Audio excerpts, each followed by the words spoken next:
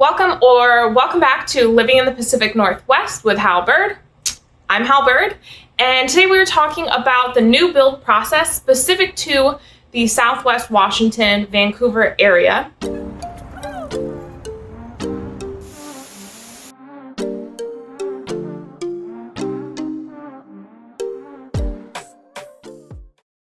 If this is your first time here and you don't know, my name is Hal. I'm a licensed broker and realtor in Southwest Washington, soon to be Oregon, for those of you who would like to work with me on the south side of the Columbia River.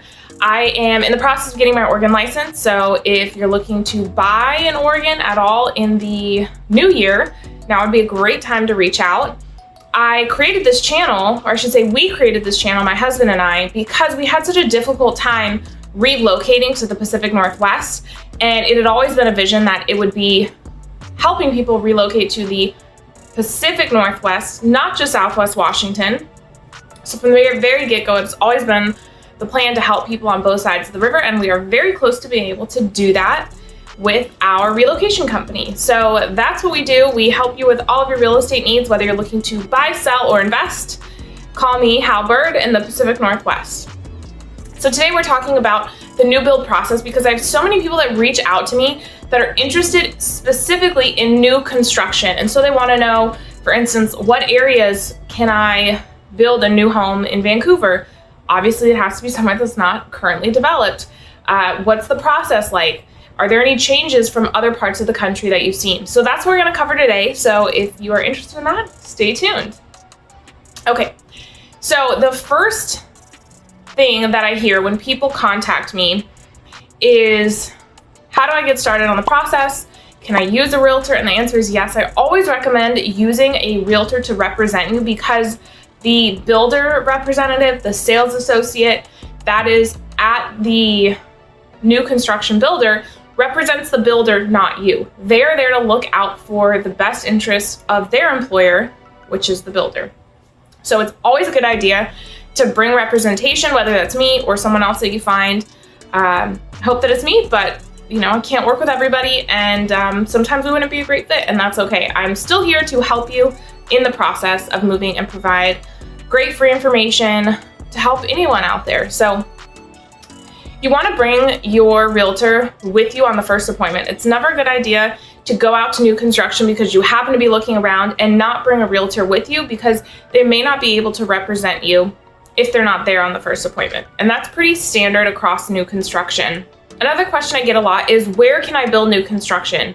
So the main areas that we have new construction going on, specifically in Southwest Washington, are going to be the Orchards area, Camas, Battleground, some parts of the Hazeldale, Salmon Creek, and then mainly Ridgefield.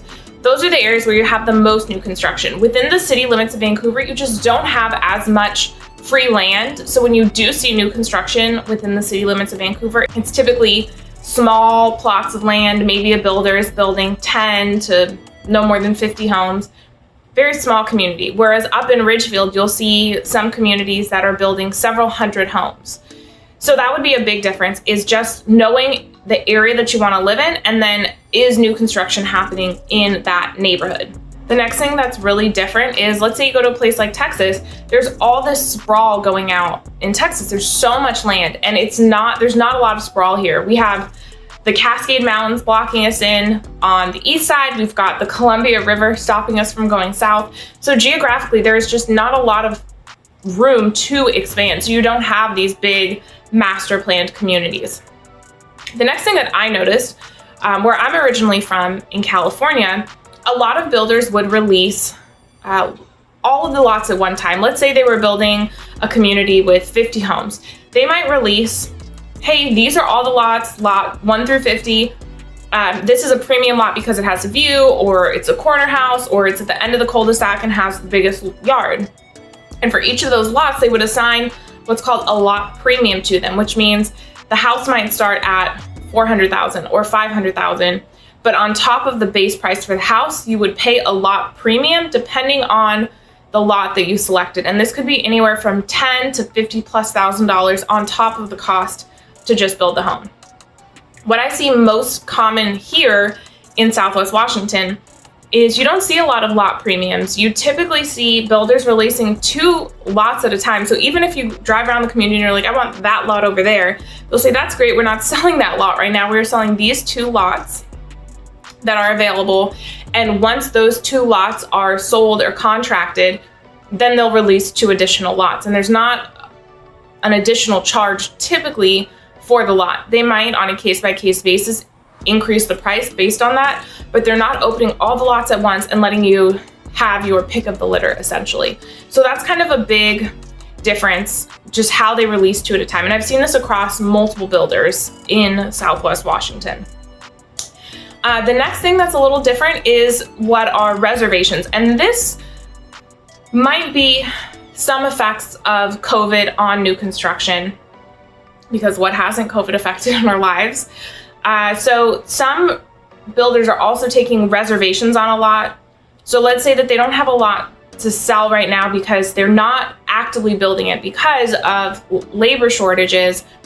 That's part of the reason why I believe that they're releasing 2 at a time, because labor is so hard to come by and they don't want to overwhelm their build staff. So they will periodically release new lots. So let's say today we're sitting in November of 21, but there's a lot that's going to be available in January. They might allow you to put a reservation on it. This is common with Lennar here.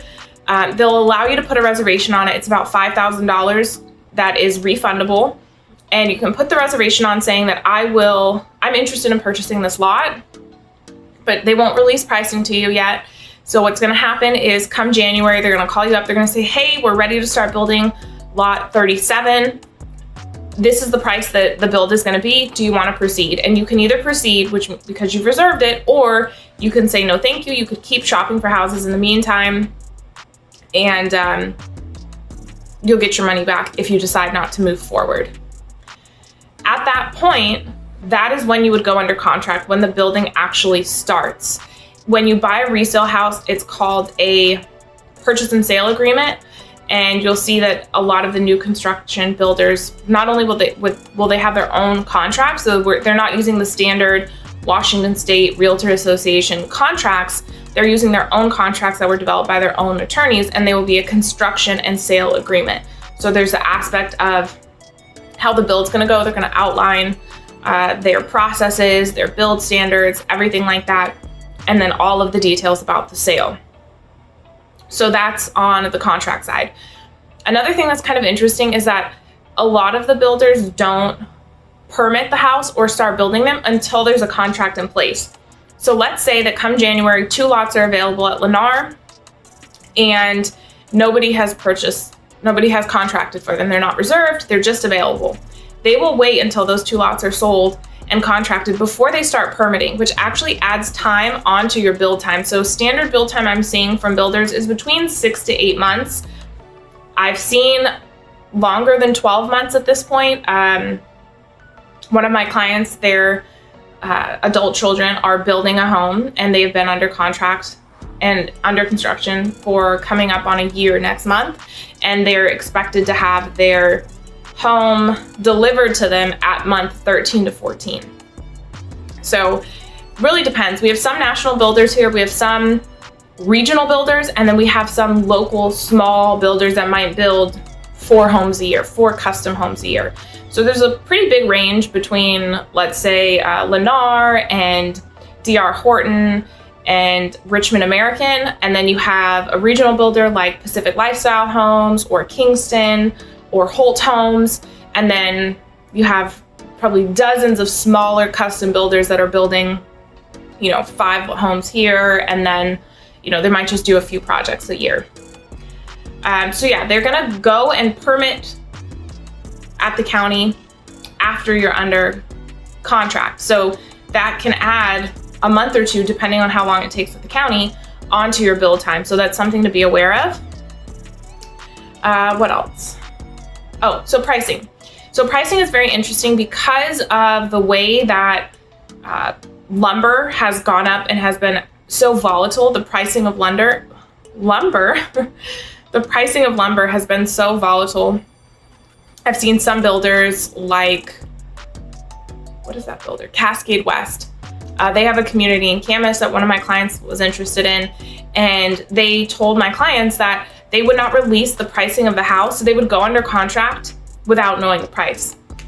Sometimes they set a range, sometimes they say to start at, and they'll give you the pricing after the drywall is done. So after the foundation is laid, after it's been permitted, the foundation's been laid, after it's been completely framed out and they have the drywall up, that's when they'll release the price to you. Because lumber has been such a fluctuating cost, they can't accurately price the house in advance without knowing what the cost of lumber is by the time they get to that step of the build. So I've been seeing that as well in the last year or so. That's something to keep an eye on. And those are some of the big concerns when it comes to construction. So you want to use your own agent. You want to be aware of the build times. You want to be aware of some of the nuances in Southwest Washington when it comes to builders. Like, are you going with a national, regional, or local custom builder? Where can you build? Realistically, let's say you call me up and tell me that you want to do a new build in Fisher's Landing. There's not that much free land in Fisher's Landing. It's very well developed at this point. There is some new construction opportunities that will be coming up as they develop the HP campus on the east side of Vancouver, but we're not there yet.